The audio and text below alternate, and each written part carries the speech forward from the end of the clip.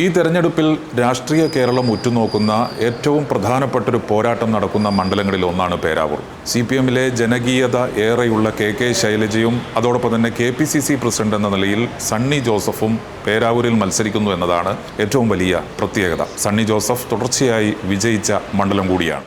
പേരാവൂരിൽ സണ്ണി ജോസഫിനെ തോൽപ്പിക്കണമെങ്കിൽ കെ ശൈലജയ്ക്ക് മാത്രമേ കഴിയൂ എന്നാണ് CPM സംസ്ഥാന സെക്രട്ടറി MV ഗോവിന്ദൻ കഴിഞ്ഞ ദിവസം ഒരു മാധ്യമത്തോട് പറഞ്ഞത്. തെരഞ്ഞെടുപ്പ് കമ്മീഷൻ തീയതി പ്രഖ്യാപിച്ച ഉടനെ പ്രചാരണ രംഗത്തിറങ്ങി ആദ്യ മേൽക്കൈ നേടാൻ ശൈലജയ്ക്ക് കഴിഞ്ഞു. 19-ന് റോഡ് ഷോയോടെ സണ്ണി ജോസഫും തുടങ്ങുകയാണ്. സണ്ണി ജോസഫിന് വിജയം വീണ്ടും ഉറപ്പിക്കുക എന്നതാണ് ലക്ഷ്യമെങ്കിൽ അഭിമാന പോരാട്ടത്തിൽ വിജയം നേടുക എന്നതാണ് CPMന്റെ ലക്ഷ്യം. ചിട്ടയായ പ്രവർത്തനമാണ് LDF പ്രത്യേകത. 2021 തെരഞ്ഞെടുപ്പിൽ ഇടതു തരംഗം ആഞ്ഞു വീശിയപ്പോഴും പേരാവൂരിൽ സണ്ണി തന്നെ വിജയം കണ്ടു. 2006 കോൺഗ്രസിനെ അട്ടിമറിച്ച് പേരാവൂർ പിടിച്ചടക്കിയിരുന്നു കെ ശൈലജ. പക്ഷേ 2011 സണ്ണി ജോസഫിനോട് പരാജയപ്പെട്ടു. പിന്നീട് ഇങ്ങോട്ട് തുടർച്ചയായി സണ്ണി ജോസഫ് വിജയിച്ചു. ഇത്തവണ ചിത്രം മാറും എന്നാണ് CPM പ്രതീക്ഷിക്കുന്നത്. പാർട്ടിയിൽ കൂടാതെ ശൈലജയ്ക്കുള്ള പൊതു സ്വീകാര്യതയാണ് CPM പ്രധാനമായും കാണുന്നത്. ഇരിട്ടി നഗരസഭ, ആർളം, അയ്യൻകുന്ന്, കണിച്ചാർ, കേളകം, കൊട്ടിയൂർ, മുഴക്കുന്ന്, പായം,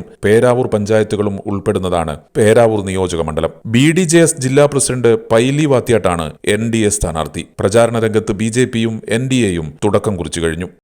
രാഷ്ട്രീയ കേരളം ഉറ്റുനോക്കുന്ന പോരാട്ടം നടക്കുന്ന മണ്ഡലങ്ങളിൽ ഒന്നാണ് പേരാവൂർ. അതുകൊണ്ട് തന്നെ പേരാവൂരിലെ വിജയ പരാജയങ്ങൾ രാഷ്ട്രീയമായി ഏറെ ശ്രദ്ധിക്കപ്പെടുന്നതുമാണ്. UDFന് തുടർച്ചയായി വിജയിച്ച മണ്ഡലം എന്നുള്ള നിലയിൽ ആത്മവിശ്വാസമുണ്ടെങ്കിലും അത്ര എളുപ്പമല്ല കാര്യങ്ങളെന്ന് കെ ശൈലജ സ്ഥാനാർത്ഥിയായി വന്നതോടെ അവർക്ക് ബോധ്യമുണ്ട്.